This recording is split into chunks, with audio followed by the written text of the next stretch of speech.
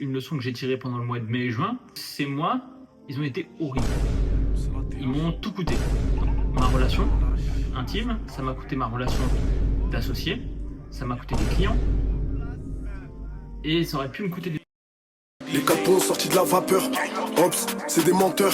Je rabats devant les lycées, froid, je reste pointé, je fais comme les pointeurs. Nous c'est la TH et JKSN, ça date que j'ai enculé la drill FR. Ça sort des fers, dans des clips de drill FR. Frère, si tu veux des sous, viens les faire. Y'a pas sur le terrain qu'on met la balle au centre. Je mets du Louis sur mes cintres, il pleurait quand je volais son goûter au centre. Ops, fini en sang et en cendre. La première leçon que je voulais partager, comme dirait mon mentor, c'est Nothing can resist the human will. Rien ne résiste à la volonté humaine. Nothing can resist a human will that will stake even its existence on the extent of its purpose. Promise yourself you will never give up. Et en fait, ça, c'est quelque chose que j'ai compris pendant mon trail. Parce que quand je suis rentré dans le trail, j'étais en mode soit je le finis, soit je meurs. Et j'étais prêt, en vrai. J'étais prêt à mourir. Et en fait, cette détermination, si tu l'appliques... Enfin, quand je suis sorti du trail, je me suis dit, maintenant, je vais l'appliquer aux objectifs de l'agence. Et en fait, quand tu rentres avec cette mentalité de il n'y a pas d'échec possible, quel que soit l'objectif que tu vas te fixer, tu vas t'en sortir. Parce que de toute façon, il n'y a pas d'autre issue. C'est tu y arrives ou tu meurs. Maintenant, ça ne veut pas dire que ça va être facile, ça ne veut pas dire que ça va être instantané, ça ne veut pas dire qu'il ne va pas y avoir d'imprévu, évidemment, mais ça veut dire que tu vas aller jusqu'au bout. Et ça, c'est le plus important. C'est la TH.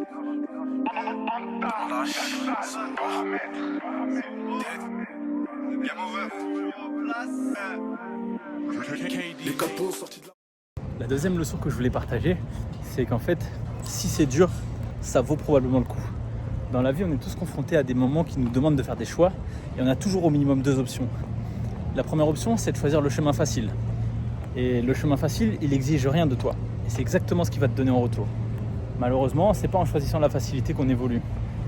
C'est pas une mauvaise chose, parce que du côté du choix facile, il y a parfois du confort, parfois de la sécurité, et il y a des gens qui s'en accommodent. Simplement, c'est pas une leçon qui amène de la croissance, c'est pas une leçon qui m'amènera vers les 100 000 euros.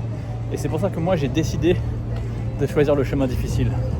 Et ça veut dire que ça vient avec beaucoup de challenges, en réalité même beaucoup d'inconfort, parce qu'on arrive dans l'inconnu en fait, obligé de développer des compétences qu'on n'a pas, obligé de rencontrer des personnes qu'on n'a pas, et ça fait peur.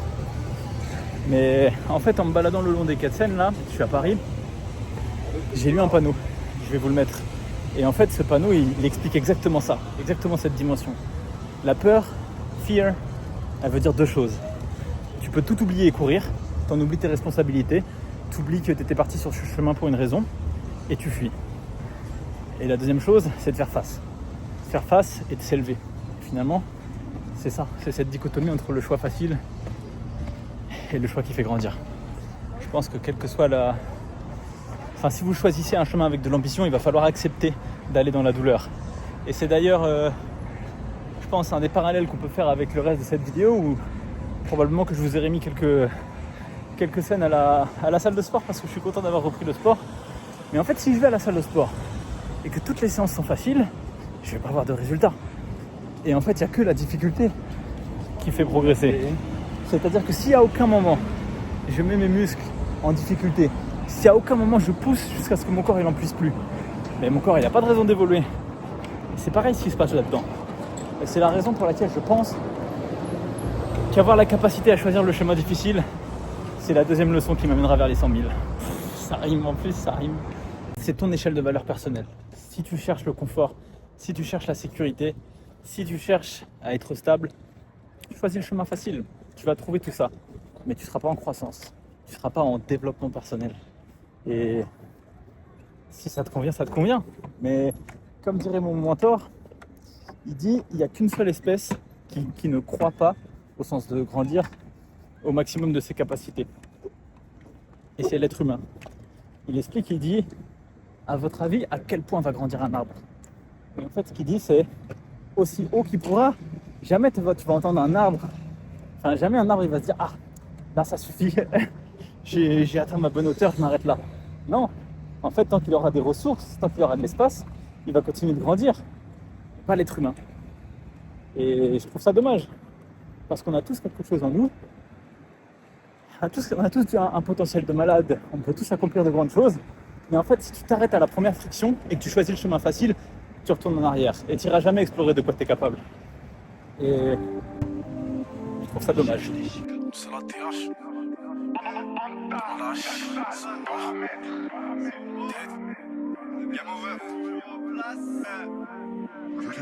Les 4 ponts sortis de la vapeur.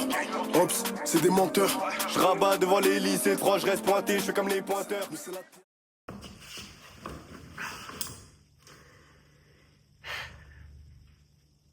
Je prends l'avion dans 10 minutes. Mais avant de partir, je voulais quand même partager la dernière leçon qui est, selon moi, qu'il faut aller dans la tempête, dans les difficultés, pour trouver des raisons de s'améliorer.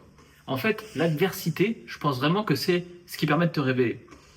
Et en fait, ça paraît un petit peu bateau, mais c'est une question d'état d'esprit. Parce que à partir du moment où tu réfléchis comme ça, à ce moment-là, l'adversité, ça devient plus un problème, ça devient une condition d'amélioration. Et donc en fait, tu arrêtes de voir les problèmes comme des problèmes, mais plutôt comme des opportunités de progresser. Et en fait, ce shift-là, il est vraiment important parce que en fait, ça va être une succession de petits échecs, de petites définitions qui vont t'améliorer. Et c'est comme ça que tu as une courbe de progression. Alors qu'en fait, les personnes qui rencontrent des difficultés ou des échecs et qui sont brisées par ça, bah en fait, c'est exactement l'inverse. La courbe de progression, ça devient une courbe de régression. Et elles se détruisent en fait petit à petit. La raison pour laquelle je pense que c'est une leçon que j'ai tirée pendant le mois de mai et juin, c'est parce que ces mois, ils ont été horribles. Ils m'ont tout coûté. En vrai, j'ai fait toutes les erreurs qui étaient possibles de faire. Ça m'a coûté ma relation intime, ça m'a coûté ma relation d'associé, ça m'a coûté des clients. Et ça aurait pu me coûter des amis parce que du coup, j'ai stocké beaucoup de choses chez un pote, je compte sur lui, mais en fait, s'il n'était pas OK, et puis voilà, c'est un peu moyen, quoi. Donc, j'ai fait toutes les erreurs possibles. Mais en fait, chacune de ces erreurs, elle m'a appris quelque chose. Par exemple, quand j'ai perdu ma relation, j'aurais pu me dire en vrai c'est de sa faute, elle comprend rien, elle est un peu conne. Et j'aurais eu tout à fait raison. Je rigole, mais j'aurais pu me dire ça. Et en fait remettre la faute sur l'autre. Et quand tu remets la faute sur l'autre, bah du coup tu perds des occasions de te poser des questions et de progresser. Alors que quand tu te dis qu'est-ce qui s'est passé? Alors qu'est-ce que j'aurais pu faire de mieux ou qu'est-ce qui m'a manqué? Ça veut pas dire que tu es le seul responsable, ça veut pas dire que tu aurais pu changer quelque chose, mais ça veut dire qu'il y a quelque chose que tu n'as pas vu. Et du coup, tu peux t'améliorer. Alors qu'il y a des gens, si je reprends l'exemple d'avant de la courbe de régression, il y a des gens qui vont se dire, bah tiens, ma relation s'est arrêtée, donc j'ai pas de valeur personnelle, on peut pas m'aimer, les gens peuvent pas m'aimer. Et en fait, après, tu vas vibrer de plus en plus bas et attraper des gens de plus en plus toxiques dans ta vie. Alors que si tu te dis, mince, il y a un truc que je peux corriger et je vais m'améliorer, et que tu le fais, et ben la prochaine relation, en principe, elle sera d'autant plus épanouissante. C'est le mot que je cherchais. Épanouissante. Bah en fait, quand j'ai perdu mon associé, je me suis dit, oula, là c'est de la sauce. J'aurais pu me dire, bon bah voilà, j'ai pas les épaules, j'arrête. Parce qu'en vrai, c'est dur. C'est très dur. Hein. À deux, c'est déjà dur, alors tout seul. Donc, moi j'ai fait, ok, c'est maintenant. C'est maintenant qu'il faut réagir. Et donc, en fait, tu es obligé de changer d'état mental. C'est-à-dire que jusqu'à maintenant, dans l'agence, en fait, on était deux freelances et c'est du bon boulot. Maintenant, bah, je suis obligé de passer en directeur d'agence, fondateur d'agence, si on veut. C'est-à-dire que faut que je sorte de cette mentalité freelance, d'arrêter d'essayer de vouloir faire tout moi-même et mettre des gens qui font les choses à ma place. Et puis, comme ça, qu'on grandisse et qu'on crée une culture où on avance tous ensemble. C'est ce que je suis en train de faire, du coup. Dans ces mois de mai et juin, qui ont quand même été délicats, en fait, j'ai eu des petits signaux qui m'ont amené vers ces conclusions-là. C'est juste qu'il fallait que je tape le mur avant de prendre la leçon. Bon, ça c'est quelque chose pareil qu'il faut essayer de revoir. Mais je prends un exemple, c'est que quand j'étais parti m'entraîner pour le marathon du Mont Blanc, j'étais parti sur l'Etna, 2200 mètres d'altitude au mois de mars, j'avais de la neige jusque là. Échec. J'y vais, je m'entraîne mal, etc. Et en fait, plutôt que de pleurnicher, et j'ai quand même un peu pleurniché, j'avoue, c'était extrêmement difficile ce week-end-là, extrêmement dur sur le plan psychologique, s'il n'y avait pas que ça. Ben, je me suis dit, ok, le lendemain, vendredi, samedi, j'étais au fond du trou. Et je me suis dit, bah dimanche, tu sais quoi, tu te ressaisis, tu redescends dans la vallée. Et là, je me suis dit, c'est tout pour le tout. Je fais une sortie de zinzin. J'avais couru 33 km, je crois, 1800 mètres de dénivelé, ce qui, pour le début de ma prépa montagne, était quand même quelque chose. Et en fait, j'ai frôlé la mort pendant cette sortie-là. Première fois de ma vie que je frôle la mort. Et j'étais en mode...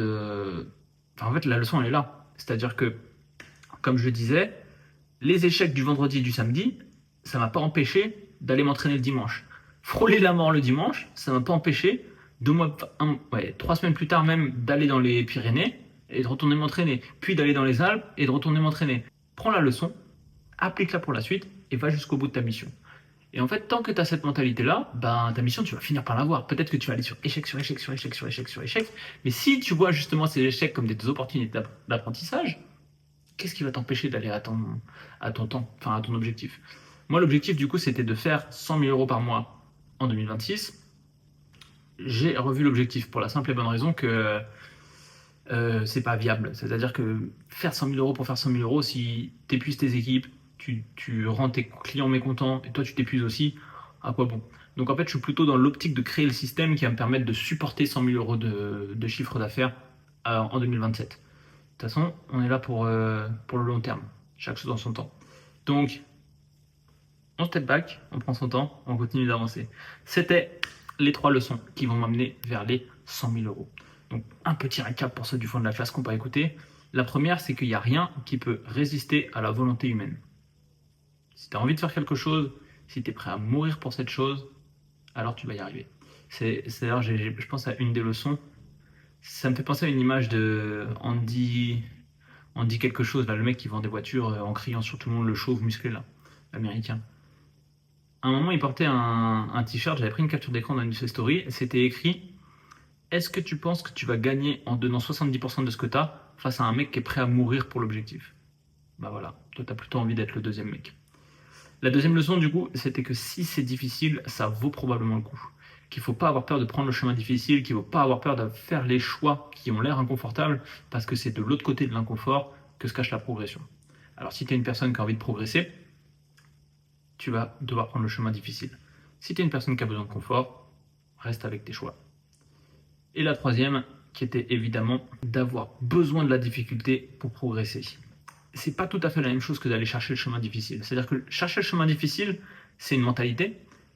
Et se dire que l'échec que tu vas rencontrer là-bas va te servir, c'est une autre mentalité. Mais c'est 2 éléments qui, je pense, vont m'aider en tout cas à atteindre les 100 000. Donc maintenant, il n'y a plus qu'à, avec patience, avec prudence, avec humilité, mais on va y aller. Merci d'avoir suivi déjà les premières aventures de la chaîne Journal d'Erwan. Ouais. Merci d'être là. Et puis maintenant, on attaque le semestre 2 2026. Ça, on est déjà fin juillet, donc ça fait déjà un mois. Mais qui va faire quoi? Comme dirait mon daron, celui qui n'est pas content, il vient me voir. On se laisse là-dessus. À bientôt.